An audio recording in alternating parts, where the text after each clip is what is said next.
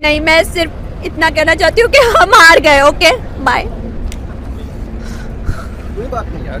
रोहित शर्मा पाकिस्तान का बाप है। रोहित शर्मा पाकिस्तान का बाप है। नहीं चाहिए कि इन्हें डूब के मर जाना चाहिए, इन्हें शर्म नहीं करनी चाहिए। शर्म छोटा लफ्ज है, इन्हें डूब के मर जाना चाहिए और बाबर आजम को तो सबसे पहले निकालना चाहिए। इन 10,000 पाकिस्तानियों के दरमियान मैं अकेला इंडिया की टी शर्ट पहनकर रोहित शर्मा विराट कोहली को सपोर्ट करने आया हूँ। इन्होंने मेरे से अल्फाज नहीं है मेरा बोलने का। पैन चौदह के बच्चों ने जलील करा के रख दिया।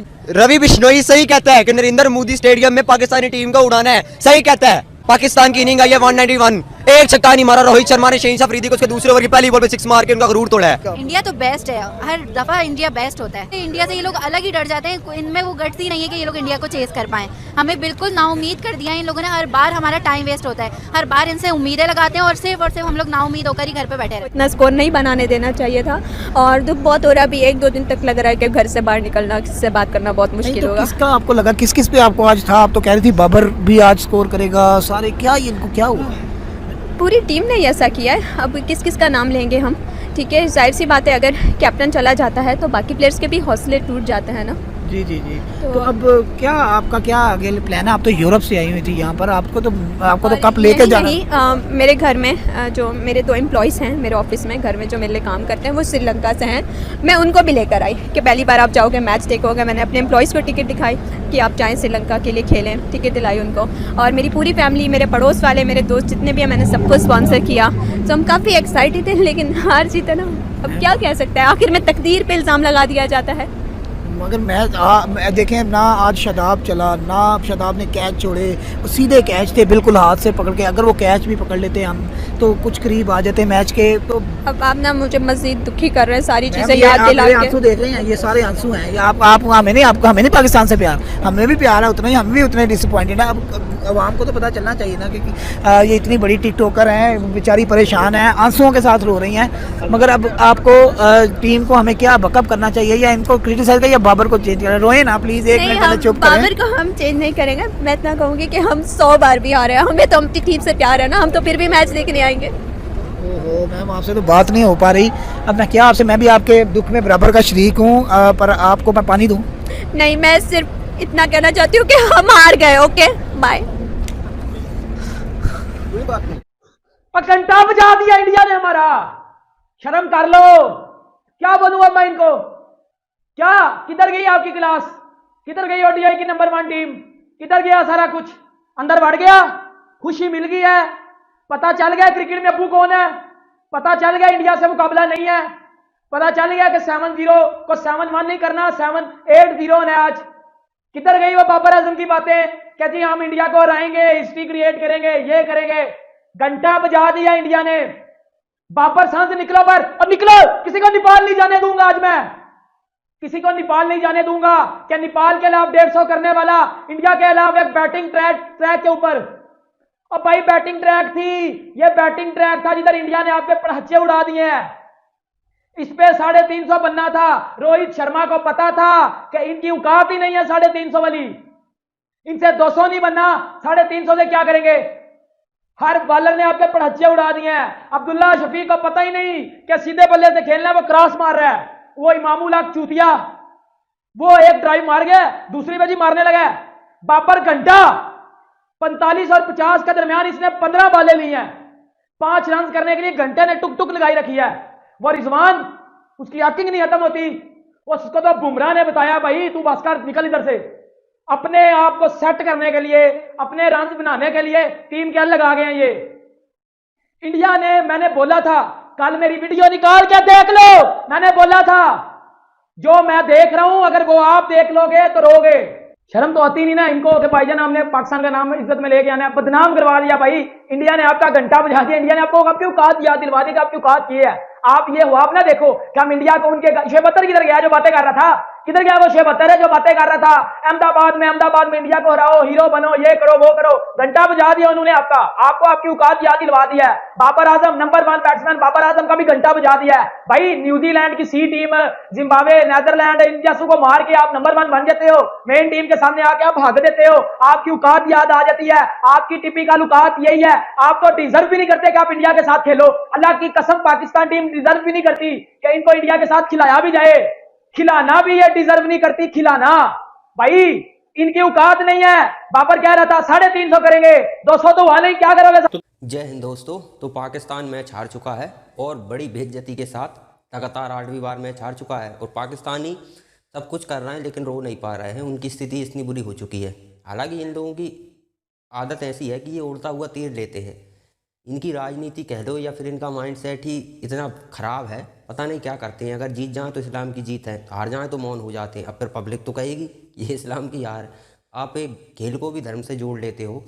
वैसे तो ये वर्ल्ड कप है, अब हालांकि किसी भी कंट्री को आने से रोक नहीं सकते या फिर भारत इससे बाहर नहीं हो सकता क्योंकि पॉइंट सामने वाले का बढ़ जाएगा। पाकिस्तान के चक्कर में यहाँ पर भारत अपने आप को खेलने से नहीं रोक सकता। वो रोकेगा तो स्वाभाविक है, यदि हम वर्ल्ड कप से बाहर हो जाते हैं खुद ही तो पाकिस्तान को एज मिल जाएगा। वो वर्ल्ड कप जीत सकते हैं तो यहाँ पे खेलना तो पड़ेगा, मान लिया, ये तो स्वाभाविक है। लेकिन भारत ने पाकिस्तान के साथ द्विपक्षीय मैच तो पूरी तरह से बंद कर रखे हैं। द्विपक्षीय मैच तो इनके साथ खेलेंगे नहीं, लेकिन अब ये वर्ल्ड कप था तो यहाँ थोड़ी मजबूरी है, यहाँ खेलना ज़रूरी है तो ठीक है फिर खेल लिया। लेकिन इनका माइंडसेट देखिए कि सेंचुरी लगाने के बाद इसने क्या हरकत की थी। हमास के लिए सेंचुरी समर्पित की थी इसने। अब ये धूर्तता है इन लोगों की, इस तरह का माइंडसेट है इन लोगों का। अब एक टेररिस्ट को सेंचुरी समर्पित करना है, सिर्फ सेंचुरी करना है, पैसा नहीं। इन लोगों को अगर इतना ही प्यार हमास से है तो जो भी पैसा कमाएंगे वो सब हमास को डोनेट कर देना। वो नहीं करेंगे, पैसा तो और उल्टा मांग लेंगे हमास से कि वो तो थोड़ा हमें ही दे दो। तो ये वो हरकतें नहीं करेंगी। यहाँ पता है कि सिर्फ एक ट्वीट ही तो करना है और अपनी राजनीति चमक जाएगी। ये लोग खेल हो कहीं भी चले जाएं, यहाँ पर इनका एक ही माइंडसेट चलता है, वही पूरी दुनिया में फैलाने में लगे हुए हैं और कुछ इनसे होता नहीं है। अब फिर इनकी बेइज्जती होती है। अब स्वाभाविक है बेइज्जती भी होगी अगर आप इस तरह की हरकतें करोगे। खेल को अगर आप राजनीति में लाओगे तो फिर बेइज्जती होना तो स्वाभाविक है। अब क्या किया, स्टेडियम में 1 लाख लोग थे, वहाँ पर ये बुरी तरह से आ रहे हैं तो वहाँ पर लोगों ने जय श्री राम के नारे लगा दिए, ठीक है, पूरे 1 लाख लोगों ने। तो वहाँ पर इनकी घनघोर बेइज्जती हुई। राजदूत जो इजराइल के हैं उन्होंने भी कह दिया कि अब हमास को जीत समर्पित नहीं कर पाएगा पाकिस्तान। वहाँ भी उन्होंने तंज कस दिया, वहाँ भी बेइज्जती हो गई। और जो लोग 1 लाख लोग स्टेडियम, नरेंद्र मोदी स्टेडियम में जो लोग थे उन सभी ने इजराइल का झंडा लिए हुए थे, बहुत बड़ी तादाद में। वो भी उन्होंने वहाँ पर इजराइल का समर्थन कर दिया। तो ये बेइज्जती इनकी हो गई। लेकिन मैं हमेशा कहता हूँ बेइज्जती उसकी होती है जिसकी कोई इज्जत हो। इन्हें फ़र्क नहीं पड़ता, कुछ भी कहो, पूरी दुनिया गालियाँ दे, कुछ भी कहे, इन्हें कोई फ़र्क नहीं पड़ता। उस समय तो ये आंखें बंद कर लेते हैं, हमास का समर्थन करेंगे आतंकवादी का। और दूसरा कोई बताए कि देखो इसकी बर्बरता, अगर इन्हें वो फुटेज दिखाई जाए तो वहाँ पर आके बंद कर लेंगे, दूसरा मुद्दा छेड़ देंगे। हम तो फ़िलिस्तीनियों की बात कर रहे हैं, फ़िलिस्तीनियों की बात तो दुनिया कर रही है। लेकिन जो अब आप अंदाज़ा लगाइए, दुनिया भर में हज़ारों किलोमीटर दूर बैठे लोग जब हमास का समर्थन कर रहे हैं तो जो हमास के आसपास रहने वाले लोग होंगे वो कितने भले लोग होंगे, उनका कितना विरोध होगा हमास के साथ। तो अब इनका माइंडसेट आप समझ सकते हैं। लेकिन इनका सिस्टम ही है कि हर चीज़ में इस्लाम को जोड़ देना, धर्म को जोड़ देना, ताकि पूरी दुनिया का समर्थन मिल सके, कहीं से कुछ धन मिल सके। बस इसी तरह की स्ट्रेटजी रहती है। अब मेरा तो साफ कहना है कि यदि आपको हमास से इतना ही प्रेम है तो जो भी इनकम होने वाली है वो हमास को डोनेट कीजिए आप, या हमास को मत कीजिए, चलो आतंकियों को नहीं कर रहा, फिलिस्तीनियों को दीजिए आप। नहीं देंगे पैसा तो उल्टा उनसे ले लेंगे, देंगे नहीं। ये बिल्कुल ऐसा ही है जैसे ईरान है। ईरान कितने ऐसे बयान दे रहा है जैसे जंग में उतरने ही वाला है इजराइल के खिलाफ। सिर्फ बयान दे रहा है ताकि हमास के लोग थोड़ा उन्हें लगे कि चलो कोई तो है हमारे समर्थन में, अकेले नहीं छोड़े हैं हम लोगों को मरने के लिए। और सफाई होने वाली है। अमेरिका ने अपने जंगी बेड़े उतार दिए हैं, स्वाभाविक है अब तो बचना इनका असंभव है। तो ईरान सिर्फ बयानबाजी कर रहा है, और बयानबाजी करने में और ज़मीन पर सेना उतारने में ज़मीन आसमान का फ़र्क होता है। ये बात सभी को पता है और ईरान भी जानता है क्यों इनके चक्कर में ठोके। ये तो अपने इरादे हैं, जो चल गए तो ठीक है, खोटे सिक्के कह सकते हैं, चल गए तो ठीक है, नहीं चले तो फेंक दो इन लोगों को।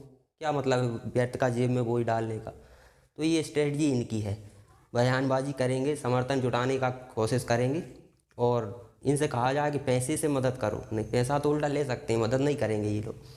और धर्म से जोड़ लेते हैं, बेइज्जती हो जाती है जब हारते हैं तो। और लगातार 8 मैच हार चुके हैं ये लोग वर्ल्ड कप में, और इसी तरह से इनका चलता रहा ना तो एक दिन, अभी तो बहुत कोई एक आध टीम है जो पाकिस्तान खेलने चली भी जाती है, आने वाले समय में कोई भी टीम पाकिस्तान खेलने नहीं जाएगी। और हो सकता है कि इन लोगों को ही बाहर कर दिया जाए कि अब तुम्हारा क्रिकेट से नाता ही ख़त्म करो, तुम्हें क्रिकेट खेलने ही नहीं दिया जाएगा। इन्हें भी कोई नहीं बुलाएगा, क्योंकि ये भी उसी तरह के रेडिकलाइज लोग हैं यार। भले ये टीम में खेल रहे हैं पाकिस्तान की टीम की तरफ से, लेकिन इनका माइंडसेट देखिए, आतंकियों को समर्थन दे रहे हैं, ये स्टेडियम में खड़े होकर सेंचुरी लगाकर देश के नाम करना चाहिए, उस सेंचुरी को वो आतंकियों को नाम कर रहे हैं। तो इस तरह का माइंड सेट है इन लोगों का। लेकिन यहाँ पर गलती तो बीसीसीआई की है, बाकी सभी टीमों को भारत बुलाना था और पाकिस्तान से बोलते कि तुम जाओ बेटा अफगानिस्तान।